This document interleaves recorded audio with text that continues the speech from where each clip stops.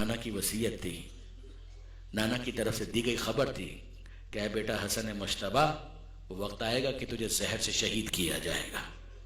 جودہ بنت اشعث نے آدھی رات، یہی شب، یہ شب جو آ گئی، آدھی رات کا وقت تھا، حسن مجتبیٰ کی سرائی میں جس کے اندر پانی تھا اس کے اندر زہر ملایا گیا۔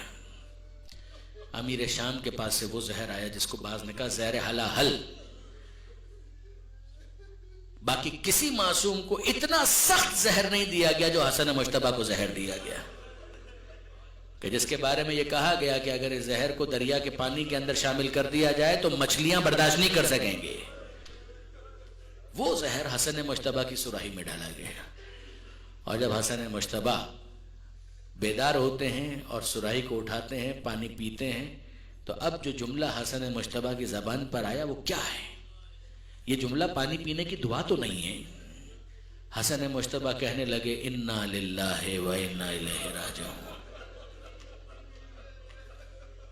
کیا آپ بھول سکتے ہیں کہ یہی جملہ حسین مظلوم کربلا نے اس وقت کہا تھا کہ جب اصغر کا لاشا ہاتھ میں تھا اور حسین 7 مرتبہ آگے بڑھے تھے، 7 مرتبہ پیچھے ہٹے تھے؟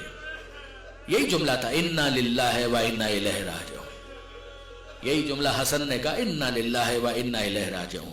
اور اب اس کے بعد زینب کبریٰ نے اپنی آنکھوں سے دیکھا کہ بھائی کے جگر کے ٹکڑے کٹ کٹ کے لگن میں گر رہے ہیں، اور جب حسین مظلوم کربلا کو پتا چلا تو اس حالت میں برابر ہی میں گھر تھا، اور بعض علماء کے مطابق تو اس وقت حسین موجود بھی تھے، مگر کیفیت یہ تھی کہ پیروں میں نالین نہیں تھی، سر پر امامہ نہیں تھا۔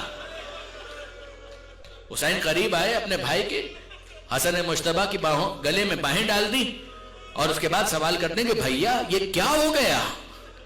اور حسن مجتبیٰ کہتے ہیں کہ بھائی جو بھی ہوا مگر کم ہی ہوا، ویسا تو کچھ نہیں ہوا جو تیرے ساتھ ہونے والا ہے۔ لا یوم کا یوم کا یا ابا عبداللہ، اے حسین وہ دن جو تجھے دیکھنا ہے وہ دن تو کسی اور نے نہیں دیکھا، نہ ماضی میں کسی نے دیکھا، نہ مستقبل میں کوئی دیکھنے والا ہے۔ یعنی میں ایک جملہ کہوں آپ کی خدمت میں کہ حسن کیا کہنا چاہتے ہیں؟ حسن گویا سمجھانا چاہتے ہیں اے حسین کیا ہوا، بس اتنا ہی ہوا نا کہ جگر کے ٹکڑے کٹ کٹ کے گر رہے ہیں، مگر آج تو فقط جگر کے ٹکڑے کٹ رہے ہیں، کربلا میں تیرا تو پورا جسم ٹکڑے ٹکڑے ہو جائے گا۔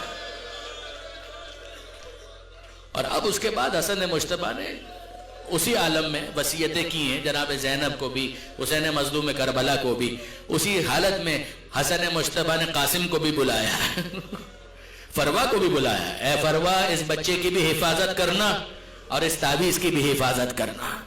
اور وہ تعویذ اس وقت کھلا جو حسن کی وصیت تھی کہ فروا اس وقت اسے کھولنا کہ جب انتہائی سخت وقت قاسم کے اوپر آ جائے۔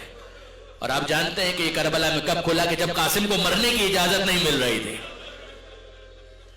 جب وہ تعویذ کھولا ہے تو پتا چلا کہ حسن کربلا کے بارے میں کتنے متفکر ہیں کہ حسین میں نہ ہوں گا مگر میرے قاسم کو اجازت دے دینا کہ وہ مقتل میں جا کر میری طرف سے تجھ پر قربان ہو جائے۔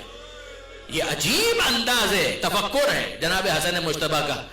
مگر عزیزوں ایک وصیت اور جو میں نے پہلے بھی عرض کی کہ امام حسن نے کہا کہ بھائیا مجھے نانا کے پہلو میں دفن کرنا، لیکن اگر حائل ہو جائے تو پھر اس کے بعد اصرار نہ کرنا، مجھے لے جا کر ماں کے پہلو میں دفن کر دینا۔